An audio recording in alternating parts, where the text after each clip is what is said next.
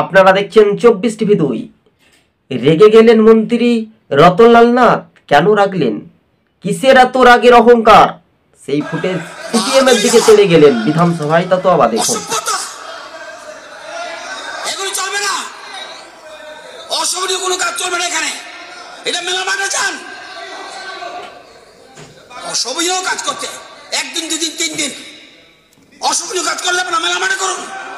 আপনারা বক্তব্যটা শুনলেন, সংক্ষেপে কিছুটা তথ্য বিশ্লেষণ করে 24 টিভি 2 আপনাদের সঙ্গে আমরা তুলে ধরছি। কেননা রাজ্য রাজনীতির বিষয়টা একটা আলাদা বা একটা অন্য মত, একটা ভিন্ন যে চিত্র সুর, আর সেটাই সোশ্যাল মিডিয়ার মাধ্যমে নানান উঁকি মারতে শুরু করেছে। তাই রতনলাল নাথ ভার্সেস সিপিএম এর বিরোধী দলনেতা জিতেন্দ্র চৌধুরী বা বামেদের 10 জন বিধায়ক নিয়ে কার্যত কিন্তু শাসকের দিকে একেবারে হুড়ুমুড়ি। কেননা এবার ত্রিপুরাতে খেপে গেলেন মন্ত্রী মহাশয়।